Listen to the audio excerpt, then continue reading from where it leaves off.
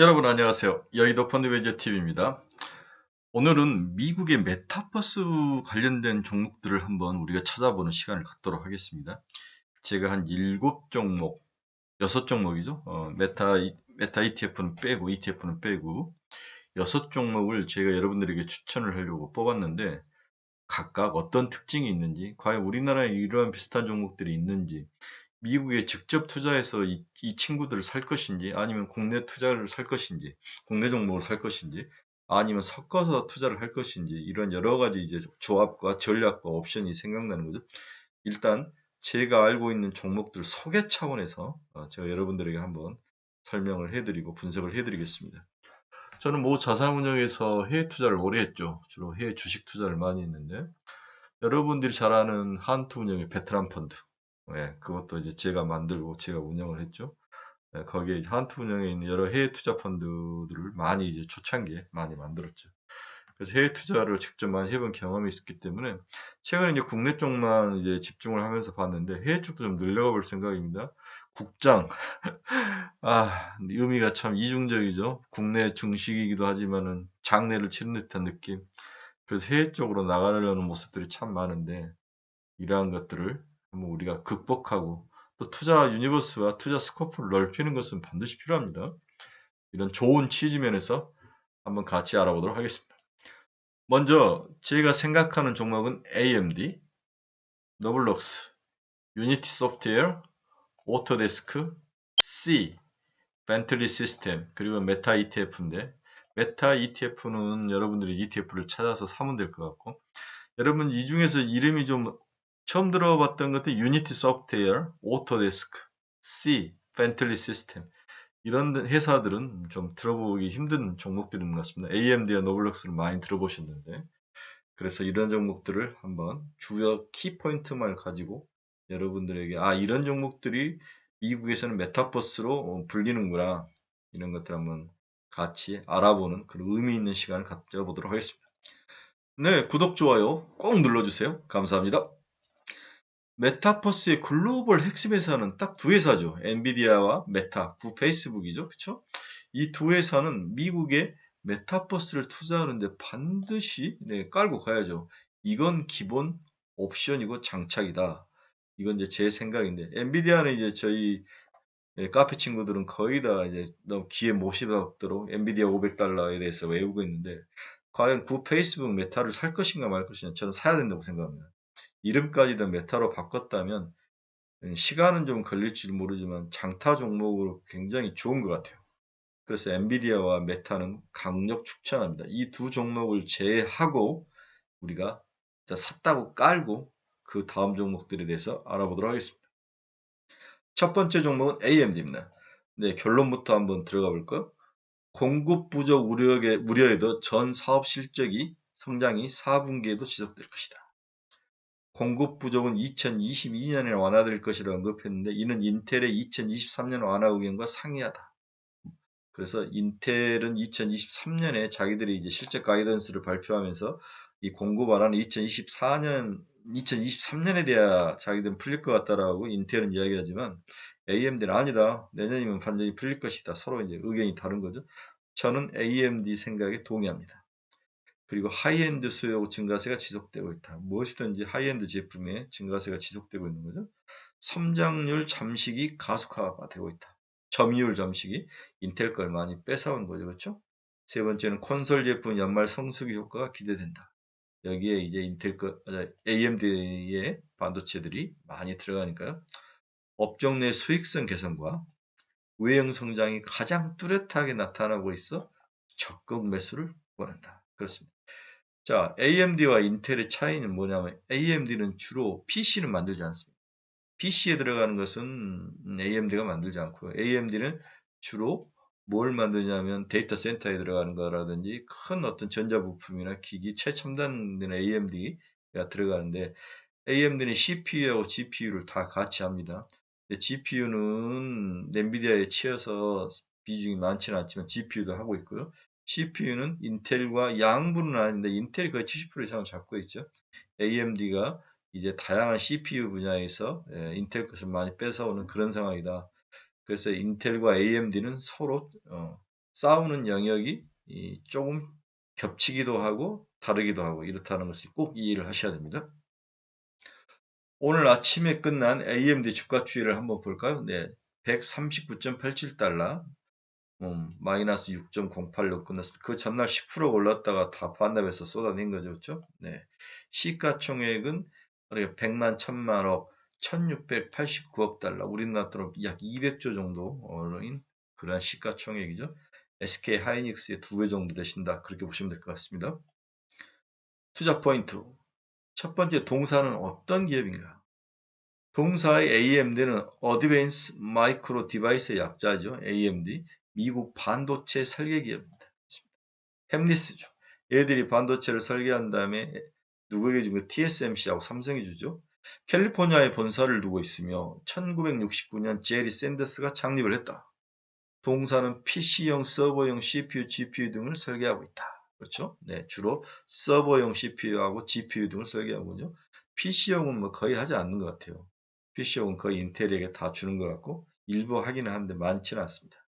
대표 제품으로 서버용 CPU 에픽 시리즈. 얼마 전에 에픽 시리즈가 어디에 들어갔다? 페이스북에 들어갔다. 며칠 전에. 그러면서 이제 주가가 상승을 했죠. 개인용, 기업용 CPU 라이젠 시리즈가 있죠. 라이젠. 네. GPU는 라데온 시리즈가 있습니다. 이 이름이죠. 얘들의 GPU는 라데온이라고 부르고 이들의 CPU는 라이젠 시리즈라고 그러죠. 네. 그 다음에 CPU 반도체, 서버용 반도체는 에픽이라고 부릅니다. 2006년 그래픽 카드를 생산한 기업 ATI 테크놀로지를 54억 달러에 인수하면서 GPU 사업 부분을 강화했다. 그렇습니다. 그 당시에는 GPU가 이제 PC 정도에만 들어가는 GPU였는데 지금처럼 GPU 시장이 엄청 커질 줄 아무도 몰랐겠죠. 그래서 지금 엔비디아하고 GPU 싸움에서 유일하게 해볼 수 있는 회사는 네, 우리 AMD밖에 없습니다. 2010년 10월에 미국의 프레그 프로그래머블이라는 반도체 회사를 반도체 기업 자일링스를 350달러에 인수했다. 자일링이 AMD가 샀군요. 네, 그 유명한 프로그래머블 반도체 기업인 자일링스를 산 거죠. 네, 자일링스는 다양하게 이제 반도체 설계하는 회사인데 그 중에서 독특한 설계 다양한 어떤 그 영역에서의 자일링스가 많이 사용되는데 그 반도체를 설계해주는 자일링스를 샀다는 거죠. 그렇죠? 2020년 10월에 350억 달러에 그렇습니다. 그래서 동사는 서버용, CPU, GPU, PC용에서 들어가는 GPU, 주로 PC용하고 서버용 CPU, GPU, 그 다음에 독특한 자기 나름대로의 시리즈물을 가지고 있다. 그리고 자일링스를 자회사로 가지고 있다. 이렇게 이해하시면 될 것 같아요. 시총은 200조니까 생각보다는 크지는 않습니다. 그렇죠? 네. 하지만 이 점이 더 매력적일지도 모릅니다. 동사의 주요 매출액을 브렉다운 해보면 CPU, GPU가 77%, 엔터프라이즈 맞춤형 제품이 23% 이렇게 단순하게 되어 있습니다. 동사의 투자 포인트를 보겠습니다. AMD는 메타버스 플랫폼 그렇죠? 네. 특히 메타라는 우리 페이스북의 플랫폼에 데이터 센터용 칩을 공급하기로 했다. 그렇죠? AMD는 메타 플랫폼스가 풀네임이죠. 그렇죠? AMD 에픽 프로세스를 공급할 전망이다. 이어 고성능 컴퓨팅과 인공지능 워크로드를 지원하는 AMD 인스팅트 MI200 CPU 시리즈를 발표를 했습니다. AMD 3D 캐시가 적용된 3세대 AMD 에픽 프로세스 프리뷰를 온라인 행사를 통해서 선보였습니다. AMD는 이미 마이크로 프로세서의 Azure, AWS, 구글 클라우드 등의 데이터 센터용 CPU를 공급 중에 있습니다. 그렇죠? 주로 데이터 센터용 CPU를 공급하는 회사죠. 이번 메타 플랫폼스가 추가되면서 인텔과의 경쟁에서 또 다른 우위를 차지하는 것으로 판단된다. 그렇습니다.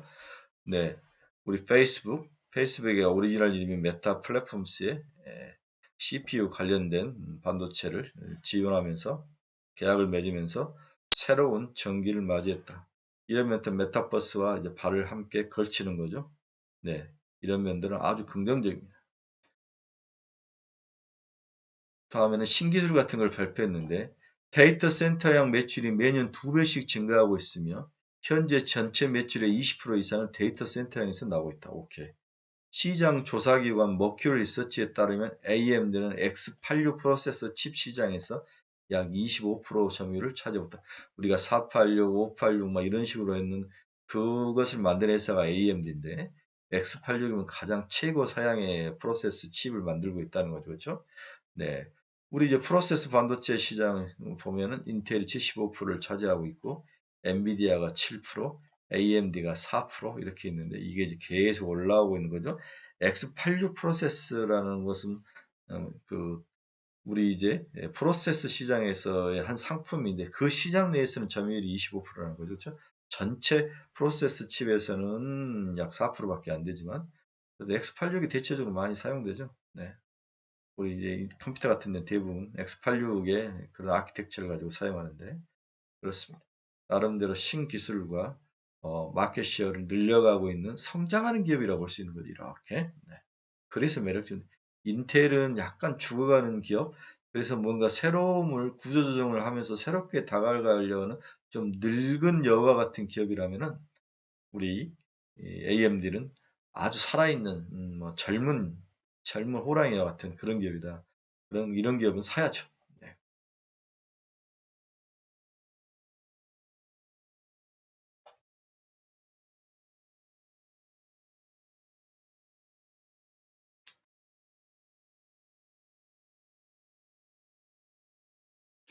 방금 앞에서 PEG라는 그 밸류에이션을 측정하는 법을 잠깐 언급을 했는데 이 PEG는 주로 이제 어떤 기술주들을 평가하는 밸류에이션의 한 방법이죠. 그렇죠? 네.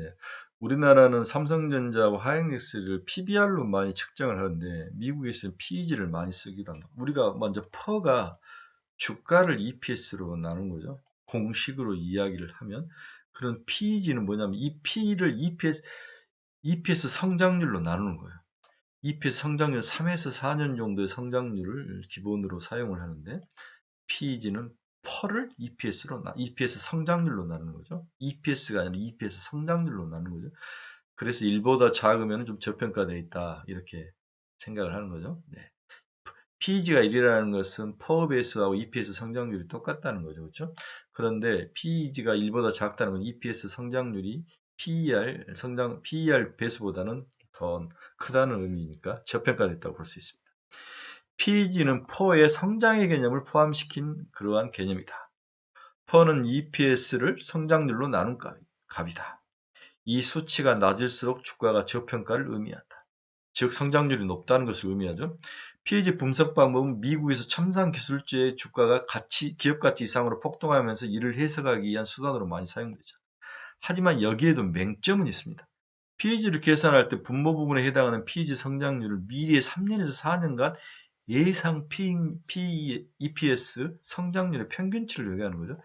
향후 3년에서 4년치 EPS를 제대로 예측할 수 있는 거냐?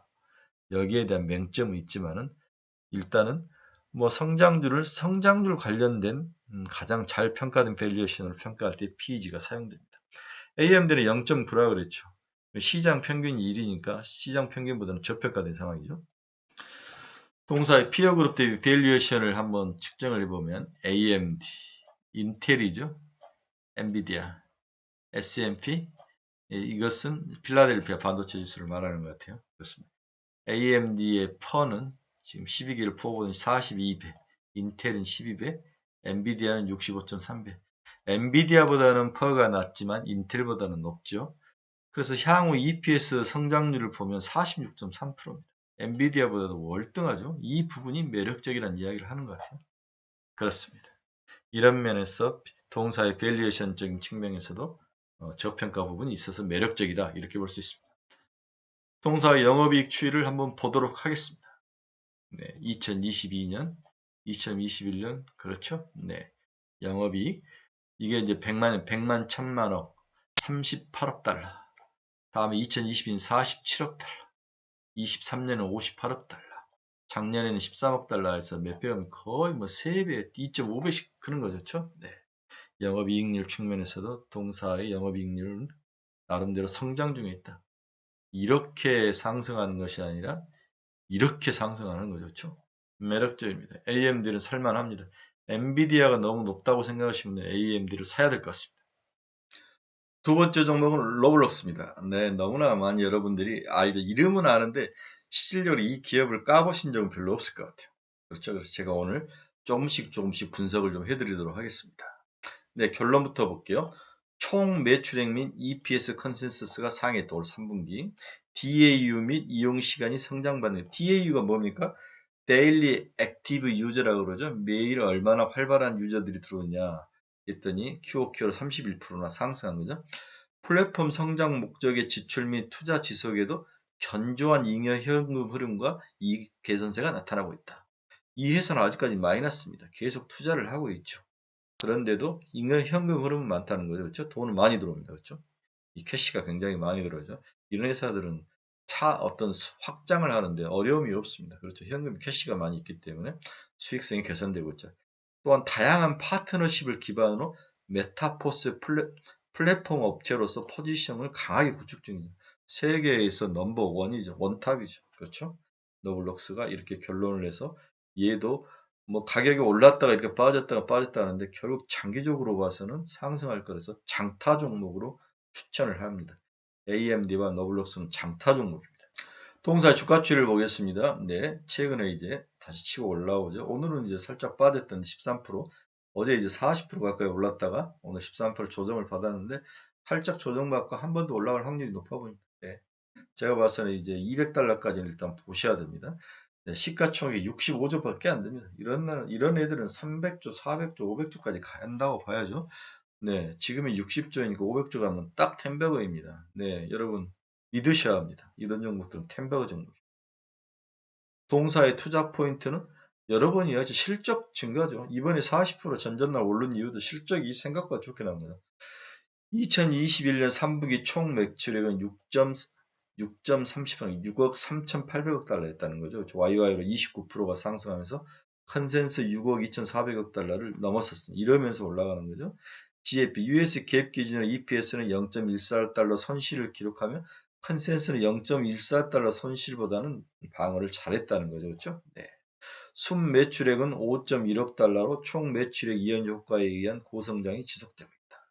DAU, 일간 활성 사용자 수가 4,730만 명, YOY로 31%죠. 아까 제가 QOQ라 했는데 YOY입니다. 이용 시간도 112억 시간, YOY 기준으로 28%나 상승을 했죠. 팬데믹 반사 이익 이후 성장에 대한 우려를 주요 지표가 성장 반등하면서 일을 했었죠. 이게 가장 주가가 오르지 못했습니다. 얘들이 학교 가면은 많이 하지 않을 거다. 이런 두려움들이 많았죠. 하지만 이것을 뚫고 3분기 실적에서 그러지 않다는 모습을 보여주면서 주가가 폭등을 했습니다. 그리고 어제 이제 13% 빠졌는데 옆으로 기면서 결국은 장타가 될 것 같다. 시총 63조는 너무 작다. 500조 봐야 됩니다. 제가 봐서는. 향후 이 시장이 맞다면 텐베거죠. 당연히 사서 묻어야죠. 묵공대기 깔고 앉아야죠. 국내 시장에서 머리 아프게 쓸 필요 없습니다. 특히 아태 지역의 DAU 이용자 시간이 각각 74% 및 89% 성장하며 새로운 가능성을 보여줬다. 오케이. 미국에서 북미 지역에서 오르다가 이제 아시아 지역까지 한국에서도 너블럭스 하신 분들 되게 많아요. 제가 얼마 전에 이제 KTX를 타고 어디를 가는데 어떤 할머니하고 얘네가 3명이 있었는데 할머니가 얘들한테 그러다 너블럭스 그만해라 막 그러시더라고요. 그 어린애들이 너블럭스를 한다는 거예요. 할머니가 너블럭스를 잘 알더라고요. 그래서 이 아기를 돌보면서 친할머니셨던 것 같은데 애들 3명하고 너블록스를 했다는 것은 할머니가 알 정도는 이미 한국 시장에도 굉장히 많이 퍼졌다는 거예요. 2분기 57%에 49% 대비 성장이 가속화되죠. 74%, 89%니까 13세 이상 DAU와 이용 시간도 13세 미만 대비 높은 성장률을 유지하고 있다. 이 기준으로 여기는 13세로 나누는데 전에는 이제 각각 나이별로 나눠서 이제 실적을 발표하다 지금 13세 이하와 이상으로 딱 나눠버리더라고. 단순화시킨 건데 아마 회사가 발표할 수 없는 그런 어떤 어려움도 있었던 것 같아요. 그래서 항상 그 공격을 받죠. 너무 어린애들만 집중돼서 애들이 돈을 쓸 수 있느냐 뭐 이런 이야기죠. 또 어떤 사람들은 아니 이 세상에서 자녀 이기는 사람이 애들이 집에서 엄마 괴롭히지 않고 놀 수 있는 거 있으면 돈 쓴다 뭐 이런 거는 저는 후자가 맞는 것 같아요. 그래서 이제 성인용을 얼마나 잘 만들어내고 성인을 끌어들이냐 싸움은 숙제입니다. 그렇기 때문에 매력적이에요. 숙제를 이미 다 해버렸으면 이 종목을 살 필요가 있습니까? 없습니까? 없죠. 서인이 들어오고 아직 서인들이 많이 안 들어왔기 때문에 새로운 개발 영역이 있고 그게 매력이라는 거죠. 그렇죠? 네. 탑10 컨텐츠 중 13세 이상 유저가 사용 중인 에이지드 컨텐츠 비중이 28% 수준을 유지하고 있다. 좀 빠진 것 같아요. 총 매출액 성장률이나 DAU당 총 매출액은 감소했지만 이는 지역 미스 영향으로 큰 문제는 없다고 판단된다. 그래서 아시아나 이런 쪽이 들어오면서 조금 매출액은 감소는 했지만 워낙 아주 뭐 계속 성장하고 있는 기업이다 이렇게 보셔야 될 것 같아요. 10월 말 서비스가 잠깐 다운됐는데 생각보다는 문제를 빨리 해결하고 매출액이 올라왔다는 거죠. 10월 말 할로윈 연휴 때 서비스가 다운되는 경험을 했답니다. 이는 DAU 감소로 연결, 또한 서비스 다운 기간 동안 총 매출액 2,500만 달러 손실과 선불 카드 등으로 추가된 총 매출액 미보상분 600만 달러 기반 개발자 보상을 예정하고 있다.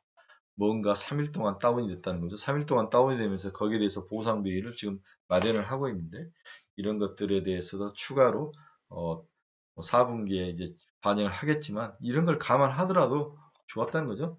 통상적 지불 비율 22%를 고려시 680만 달러 정도 손실이 추가로 발생할 수 있을 것 같다. 이런 것은 뭐 이미 시장에 알려진 거니까 주가에 큰 영향을 미치지 않을 것 같습니다. 13세 이용 비중이 2020년 3분기 49%였는데 2021년에는 51%로 13세 이상 비용 비중이 올라가고 있는 거죠. 중국 시장 점유율이 확대되는 것입니다. 아니 다른 중국들이 다 막았는데 이 너블록스는 안 막았다는 게 좀 이상하죠. 그렇죠? 네. 그런 면에서 포텐셜이 확실히 있는 것 같아요. 이걸 막을지 안 막을지 저는 모르겠습니다. SNS가 아니기 때문에 그런 것 같은데 놀이기 때문에 미국 APAC 성장세는 한국, 일본이 견인 중이다. 그죠? 예. 최근 아펙 성장세는 한국과 일본에서 많은 유저들이 들어오고 있는 것 같습니다. M&A 또는 컨텐츠 고도와 다양화를 통한 수익 모델 다각화를 지금 준비하고 있다. 현재 매출 100%가 주로 러벅스, 얘들이 내부에서 사용하는 코인이 러벅스인데 이 사용이 매출로 잡히면서 나타나고 있는 거죠. 그렇습니다. 동사의 4분기 투자 포인트를 보면 서비스 3일 다운 이후 유저 감소 및 사용 트레이드 둔화는 없었다. 앞에서 이야기했죠. 4분기 지표도 긍정적일 전망이다. 11호는 10월과 유사하고 12호는 연휴 효과가 존재해서 늘어날 것이다. 집에 이제 방학하니까 얘들이 더 많이 사용할 것 같죠. 그리고 제가 봐서는 뭐 크리스마스 선물 이런 걸로 이걸 들어가서 사용할 수 있게끔 해주고 거기서 선물도 사주고 이럴 확률이 높아 보이면 매출이 증가할 것 같아요.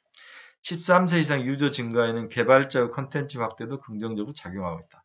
17세에서 24세 연령층이 가장 빠르게 지금 성장 중에 있다. 오, 굉장히 중요한 이야기예요. 그렇습니다. 오징어 게임과 같은 컨텐츠가 플랫폼 내에서 흥행하는 것은 클라우드와 개발 환경이 트렌드에 빠르게 반응하고 있다는 점이다. 그렇습니다. 이 안에 오징어 게임을 하나 봐요. 그렇죠? 네, 게임을 개발하는 쪽에서 이러한 트렌드를 빨리 반응하는 원래 이제 스타트업 중에서 잘 되는 스타트업 그리고 이게 이제 좋은 IT 기업들은 초창기에는 구글도 그렇지만 공룡이 되기 전에는 굉장히 시장 변화 이런 것들을 빠르게 반영합니다. 그건 특징이죠. 다음 주 투자자의 날 행사의 구체적인 향후 로드맵이 발표될 예정이다. 그렇습니다. 동사의 향후 전망 한번 보겠습니다. 중장기 방향은 명확합니다. 동사의 총 매출액 기준 12개월 포워드 PSR이 21.2배를 적용했다는 거죠. 붉은 버그 기준. 상장 이후 고점이지만 유니티 소프트웨어는 37.2배를 PSR을 대비해서 약 43% 할인된 가격이다. 2분기 다소 실망스러운 실적 이후 부진한 주가 흐름을 보였지만 3분기 실적부터는 성장 둔화 우려를 해소하면서 상승할 것으로 보고 있습니다. 초창기에 빵 뜨다가 다시 좀 정체 문제가 있는 거 아닌가 그러다가 또 다시 이런 것들이 문제가 없다는 걸 숫자로 보여주면서 날아가는 거죠. 다양한 파트너십 구축과 유저 및 컨텐츠 다변화를 통해 주요 메타버스 플랫폼으로서의 변화 전략의 추구 기대로 추가 상승이 전망된다. 오케이. 좋은 이야기입니다. 동사의 그 영업이익을 합시다. 2020년까지 보면 영업이익이 전부 아직까지는 마이너스죠. 2020년에 아주 이렇게 크게 났는데 100만, 1000만, 억, 2억 6,661만 달러. 아직까지는 이제 이득을 많이 쏟아부으고 많은 이제 개발자들에게 돈을 주고 비용이 증가하고 그 다음에 플랫폼 고치고 개조하고 이런 데 돈이 더 들어가는 거죠. 하지만 이게 무슨 상관입니까? 그렇죠? 초창기에 다 이렇게 하다가 숫자가 늘어나면 나머지 다 돈이 되지 않습니까? 카카오 보십시오. 네, 걱정하지 않으셔도 될 것 같습니다. 네, 1편에서는 저희가 AMD하고 너블록스 두 편을 봤습니다. 이제 2편 올려드릴 테니까 또 2편도 꾸준히 꼭 봐주시기 바랍니다. 감사합니다, 여러분.